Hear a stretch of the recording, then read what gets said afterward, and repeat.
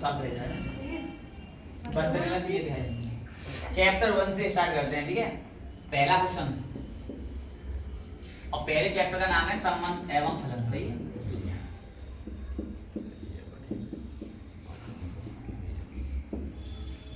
ये क्वेश्चन है। अब देखिए इसका क्वेश्चन आता है इस टाइप से, a, b such that a minus b greater than 6, इस टाइप से कोई क्वेश्चन है ना। तो तुम्हें वो ऑब्जेक्ट बोलेगा कितना, या 4, 5, सही है, 6, 8, 1, 4, 7, 8, इस टाइप से ना। और सुनो पहले, यहाँ पर 2 है और x का मान 6 से अधिक है, इस टाइप से। अब पहले मुझे ये बताइए, अगर ये टिक मार्क आया था सबसे पहले बोर्ड परीक्षा में, सबसे पहला टिक मार्क यही था। उसने पूछा था ऐसा बताइए संख्या जो 2 से, जिनका अंतर तो 2 हो और संख्या 6 से बड़ी हो। ऐसी कौन सा नंबर है इसमें जिसमें 2 का अंतर है? 6 और 8 है, ये वाला ऑप्शन हो गया। और ये लिखते में भी हो सकता है और वैसे भी होता है, सही है। और यहाँ भी क्या लगा सकता है, वो बराबर ऐसे, तब भी यही टिक सही है कि जिनका अंतर कितना होना चाहिए, 2, और संख्या कितने से बड़ी होनी चाहिए, 6 से बड़ी। तो 6 से बड़ी संख्या 8 है, और दोनों का अंतर कितना है, 2 है। तो 8 में 6 गए 2, इस टाइप से करना है। करो जल्दी, ये टिक मार्क है। एक तो समंथन, एक अवकल समीकरण, एक वेक्टर, एक आव्यूह, एक प्रायिकता है।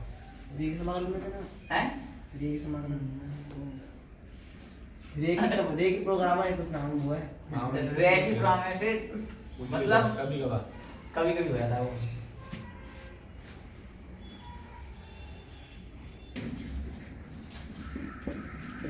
f(x) बराबर 3x है, f(x) बराबर 3x। एक है कि वह आच्छादन की जांच करिए, जांच करो, सही है। और क्या बोलेगा वो, x बराबर, x belongs to natural number, बोल देगा रियल नंबर, नेचुरल नंबर या इंटीजर। इसको हिंदी में क्या कहते हैं, प्राकृतिक संख्या। तो सबसे पहले अगर एक एक ही देखना है तो उसकी शर्त होती है कि पहले fx1 निकालते हैं। तो x ये क्या करना है हमें, x1, फिर fx2 निकालते हैं, तो x ये पे x2, तो fx1 बराबर कितना हो जाता है, fx2। तो ये हो जाएगा 3x1 3x2, इससे कैंसिल, x1 बराबर x2। अगर हम फंक्शन fx1 बराबर fx2 लेके चलते हैं, अगर सॉल्व होके वो x1 बराबर x2 आता है तो फलन क्या कहलाता है, लिख देंगे अतः फलन। और इतनी बात आप याद रखें कि अगर x की घात 1 है, चाहे आप कुछ भी लिखा दें, चाहे रियल नंबर लिख दे या नेचुरल नंबर लिख दे, चाहे इंटीजर लिख दे, कुछ भी लिख दे, अगर यहाँ x की घात 1 है तो फलन 1 ही होगा बस, बिना पूछे, है ना। और जहाँ x की घात 2 या 2 से अधिक है तो वो 1 ही हो भी सकता है और भी नहीं हो सकता, है ना। लेकिन एक घात का पूछे तो फिर क्या बोलना, तो मैं 1 ही है। अब आच्छादक की शर्त क्या करते हैं, ये शर्त थी, ये शर्त थी 1 की।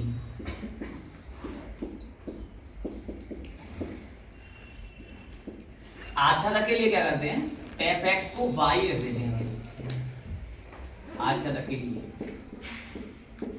fx की रखना होता है y। जब यहाँ fx की जगह y रखेंगे तो ये जाएगा y बराबर 3x। अब यहाँ से किसका मान निकालते हैं, नमस्ते, y/3। अब बताइए x का मान निकाला तो y/3 आ गया। y/3 कोई प्राकृतिक संख्या हो सकती है कभी, बट्टे की संख्या कोई प्राकृतिक संख्या नहीं हो सकती, अतः आच्छादक नहीं है। क्लियर सवाल करने हैं? आज तुम मेरी वीडियो देखते रहो, है ना, और तुम देखना पेपर के बाद ही तुरंत ही। बोलिए भैया। देखो उत्तर तुम्हारे सामने ही हुआ कि स्वतुल्य है, संक्रामक है, किंतु सममित नहीं है। सही है। और चाहे तो तुल्यता आ जाए, चाहे वो कुछ भी हो, तुम्हारे आंसर कैसा होगा, सामने होगा। तो सबसे पहले जांच करेंगे हम किसकी, स्वतुल्य संबंध की। स्वतुल्य में क्या देखते हैं, ए रिलेशन ए। सही है। तो दोनों की क्या देंगे, और तुम जानते हो ए रखेंगे तो ए के बराबर ही होती है ना। तो यहाँ ए बिलोंग्स टू आर, मतलब ए के बराबर होती है तो क्या है हमारा, स्वतुल्य है। स्वयं का अगर स्वयं के साथ संबंध होता है तो वह संबंध स्वतुल्य कहलाता है। अतः स्वतुल्य संबंध है। अब किसकी जांच करेंगे, अब सममित की।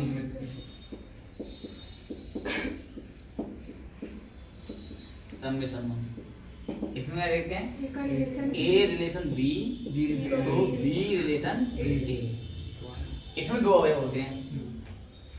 हमने तुमसे कही ए बी से छोटा है, सही है, क्योंकि ए बी के बराबर नहीं हो सकता है। ए बी से क्या है, छोटा। तो क्या बी ए से छोटा हो जाएगा, मतलब ए कोमा बी तो बात सही बैठ रही है, सही है, लेकिन बी कोमा ए करके देखते हैं तो ये बराबर नहीं बैठेगी। क्यों भाई, ए अगर बी से छोटा है तो बी ए से बड़ा होगा। एग्जाम्पल देता हूँ, मैंने कहा 2 4 से छोटी है, बात सही है, 2 4 से छोटी है, तो 4 2 से छोटी कैसे हो जाएगी, वो तो बड़ी हो जाएगी ना वो। तो इसका मतलब ये गलत है, इसलिए दिखाते हैं कि B comma A does not belongs to R. ये चीज संबंध को बिलोंग नहीं कर पा रही, लेकिन ये बिलोंग कर रही है, सही है ना। तो इसका मतलब हो गया अतः सममित नहीं है, सममित संबंध नहीं है।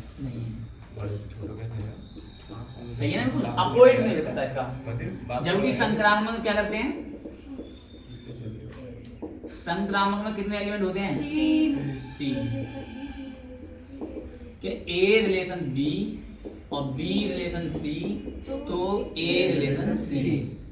इसमें देखेंगे कि ए का मान बी से छोटा हो सकता है, बी किसी अन्य एलिमेंट से, मतलब सी से छोटा हो सकता है, तो फिर ए सी से छोटा होगा। इसका मतलब ये हो गया A comma B belongs to R और B comma C belongs to R, तो A comma C belongs to R. Exam में सोचिए, अगर 2 4 से छोटा है, बात सही है, 4 6 से छोटा सकता है, ये भी सही है, तो 2 6 से छोटा होगा, बताओ। 4 से 2 छोटा है, 4 किसी अन्य अंक से छोटा होता है 6 से, तो 2 फिर 6 से छोटा होगा। इसमें फर्स्ट और लास्ट लिखते हैं सारे, ये बात सेटिस्फाई होती है और दिखा देंगे अतः संक्रामक है, संक्रामक संबंध है। सही सही है। तुल्यता संबंध है, क्या है, इंटरसेक्शन का सवाल हो, यूनियन का सवाल है और तुल्यता बोलते हैं, तो तुम्हें सबसे पहले कौन देखना है, स्वतुल्य। और स्वतुल्य संबंध में दोनों अवयव कैसे होने चाहिए, सेम सेम।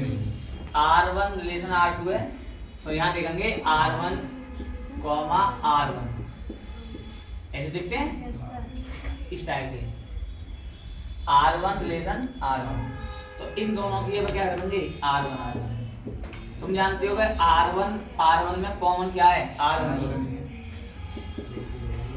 इसका मतलब हो गया R1 में बिलोंग कर रही है। जैसे हमने पीछे क्या लिखा था, हमने A रिलेशन A की बस यहाँ क्या है, R1। जहाँ हम A लिखते जा रहे ना, वहाँ उसकी जगह हम R रखनी है बस, और जहाँ B रख रहे थे वहाँ R रखनी है, C रख रहे थे वहाँ R रखनी है, सवाल सेम है। तो दिखा देंगे अतः स्वतुल्य है। ये 8 भाग है, तुम्हें बताओ। नंबर 2 सममित।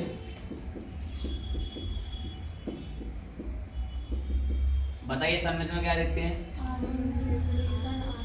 R1 रिलेशन R2 तो R2 रिलेशन R1।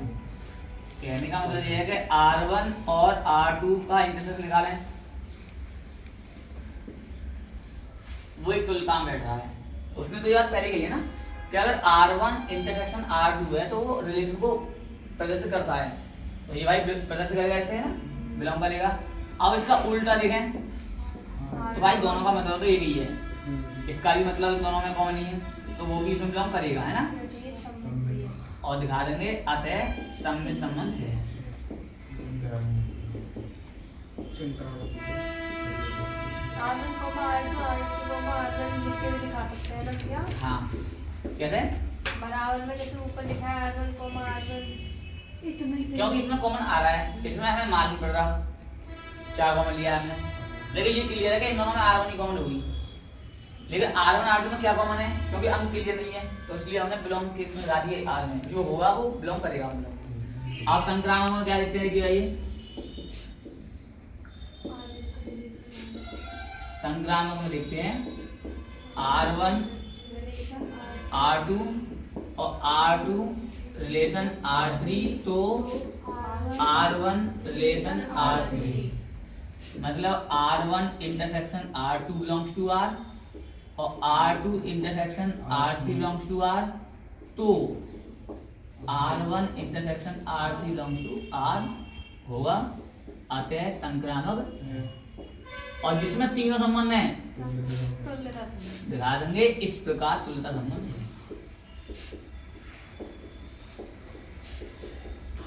अब तुम्हें और सवाल निकालने की जरूरत नहीं है, क्योंकि तरीका तुम्हारे समझ में आ गया।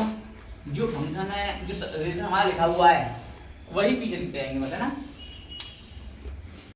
बोलेगा a, b such that a minus b सम संख्या है, या बोल दे a minus b such that a minus b mod में 5 मॉड है ना। तो तुम्हें सबसे पहले यहाँ लिखना है a रिलेशन a, तो यहाँ लिखेंगे a माइनस a। मैं इसी को समझ बनाया था, है ना, नोट करने की जरूरत नहीं है तुम्हें। यहाँ लिखेंगे a माइनस a, और क्या लिखा हुआ है उसमें, सम संख्या है, तो यहाँ बिलोंग्स टू R, और यहाँ दिखा देंगे जो सम संख्या है। सही है ना बिल्कुल, क्योंकि तुम भी जानते हो a में से a घटाएंगे 0 आएगा, और 0 में 2 का भाग चला जाता है, दिखा दो जो सम संख्या है।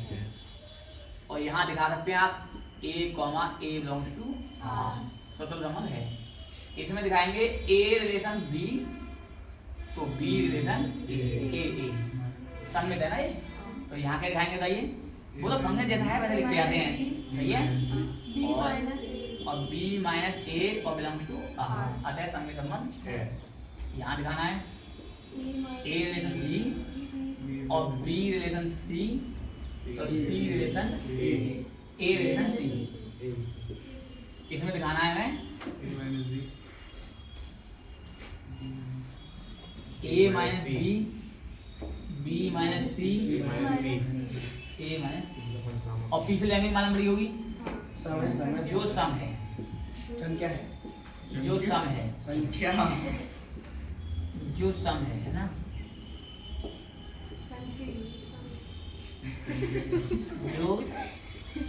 जो लैंग्वेज लिखी हुई है आप बस वो लिखते आइए। अगर 5 को बोले जाएगा तो 5 तो 5 होगा ही लिखना है, तो 5 का मतलब जुड़ गया ना तुम्हारे इसे नोट करने की जरूरत नहीं है, तरीका समझाना है ना। इसमें आपको दो फंक्शन देगा वो, जैसे बोल देगा x³ और gx बराबर sin x। तो अगर फॉर्म निकालनी है तो क्या करते हैं, पहले फॉर्म निकालेंगे और फॉर्म निकालेंगे, ठीक है। तो ओ हटाते हैं, पीछे क्या देते हैं x, इस टाइप से, है ना। और gx की वैल्यू कितनी है, sin x, और ये वैल्यू कहाँ रखनी होती है, कौन से फंक्शन में, f वाले में। ये वैल्यू f वाले में x ये भी रखनी है, तो ये हो जाएगा sin x का होल। ऐसे ही o हटाएंगे, पीछे x लगाएंगे। अब तुम्हें पता हो fx का मान कितना है, x³। ये वैल्यू हमेशा कहाँ रखनी होती है, x की वैल्यू, कौन से फंक्शन में, g वाले, यहाँ sin x³ ब्रैकेट। नीचे वाली संख्या का भाग इस वाली संख्या में करके देख लेते हैं कितनी बार जा रहा है। तो यहाँ 2 बार जाना था 2 पाई लिखेंगे, 3 बार जाना होता 3 पाई लिखते। अब बचा कितना, पाई अपॉन 6। सही है ना। तो 6 दूनी 12 है, 12 एक 12 के ऊपर 13 नहीं है, 6 दूनी 12 12 13 हो गया हाँ भैया तो है ना। अब cos 2 पाई प्लस थीटा होता है, cos सीधे होता है 360 में चेंज होता, ये कट जाएगा पाई बाई 6, ये आंसर हो गया। अब इस सवाल को लो, tan inverse x plus tan inverse y, क्या ढूंढना होता है tan inverse x tan inverse y का। a plus b। हाँ, tan इनवर्स